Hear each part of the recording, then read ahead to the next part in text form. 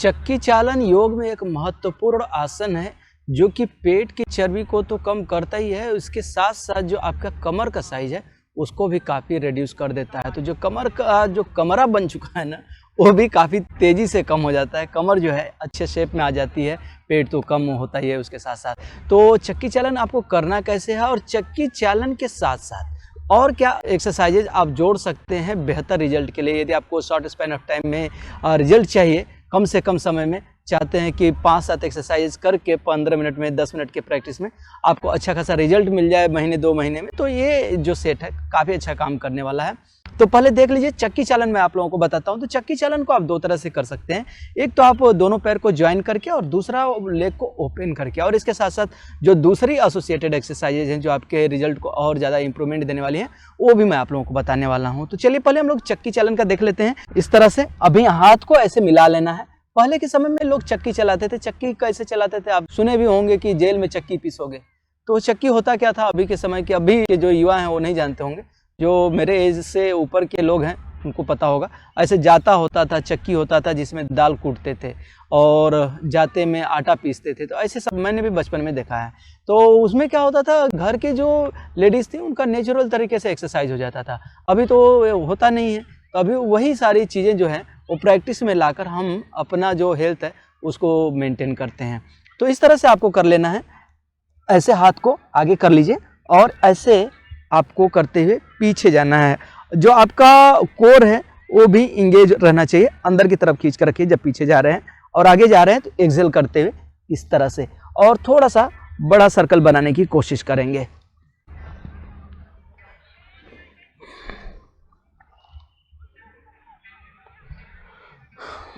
इस तरह से आपको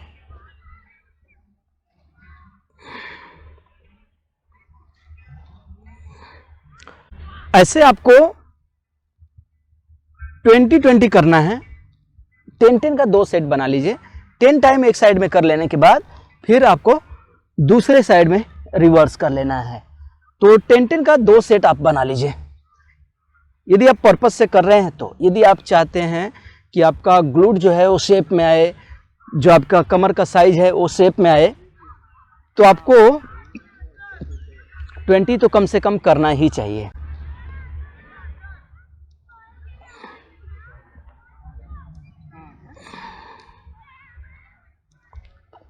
इस तरह से दोनों पैर को ज्वाइन करके कर लीजिए 20-20। अब इसके बाद आपको लेग को ओपन कर लेना है।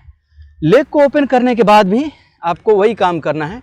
20-20 का फिर से आपको सेट कर लेना है, और 20 का नहीं भी करना है तो 10-10 का सेट तो जरूर करिए। 10-10 से कम करेंगे तो फिर मतलब नहीं है। और इसमें आपको टोज के ऊपर से इस तरह से टोज के ऊपर से ऐसे लेकर जाना है। अब देखिए क्या होगा, शुरुआत में हैमस्ट्रिंग मसल जो है वो आपकी टाइट रहेगी।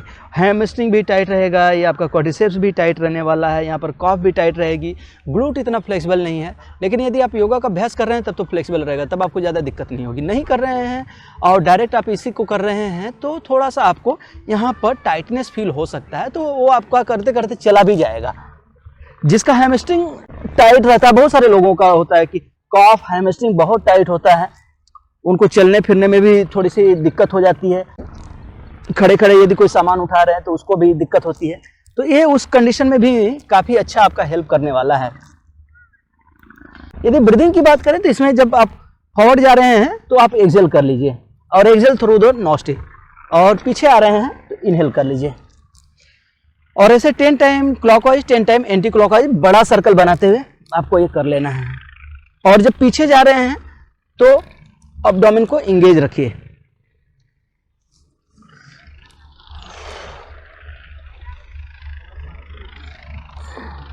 और स्टेबल तरीके से अपने लेग को आपको रखना है।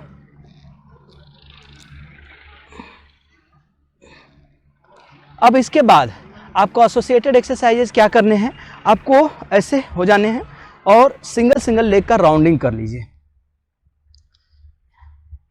थाइस को भी कम करेगा, बेली को भी कम करेगा, और पेट को खींच कर रखिए अंदर की तरफ, और इस तरह से आपको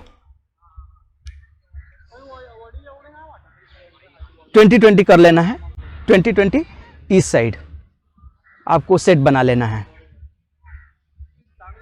और फिर दूसरे लेग से आप इसको रिपीट कर लीजिए।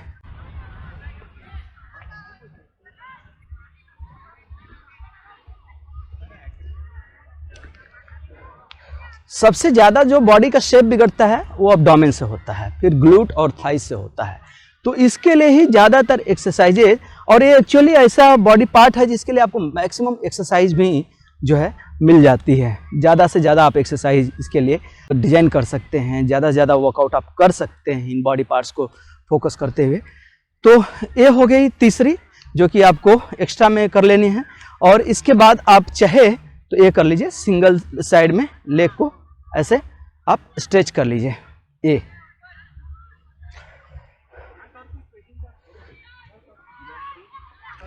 और फिर दूसरे साइड में ये भी आपको 20-20 करना है।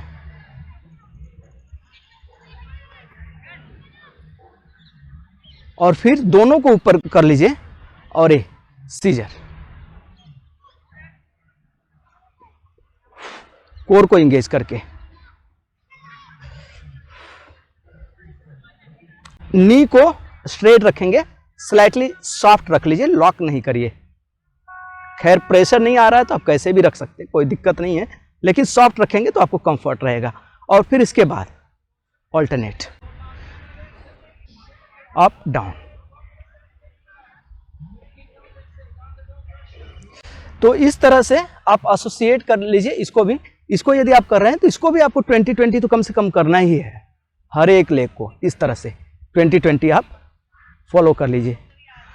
और इस तरह से इन सारे एक्सरसाइजेस का आप सेट बनाकर अपने थाइस को, अपने टमी को, अपने ग्लूट को अच्छे शेप में ला सकते हैं। और इसके साथ साथ जो देखिए, किसी भी एक्सरसाइज से यदि आप वेट लॉस करते हैं तो उसका फ़ायदा क्या होता है? सिर्फ आपका वेट लॉस ही नहीं होता, आपका फिटनेस लेवल, ओवरऑल जो आपका वेलबींग लेवल है वो चेंज हो जाता है, वो अपलिफ्ट हो जाता है। आपका ओवरऑल जो कॉन्फिडेंस है वो इम्प्रूव हो जाता है, बॉडी काफ़ी हेल्दी महसूस करता है, आप ज़्यादा फुर्तीला महसूस करते हैं, एनर्जाइज महसूस करते हैं।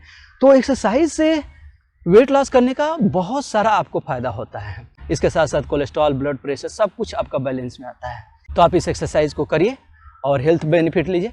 कमेंट करके बताइए, दूसरों को भी इंस्पिरेशन मिलेगा। Thank you, bye bye.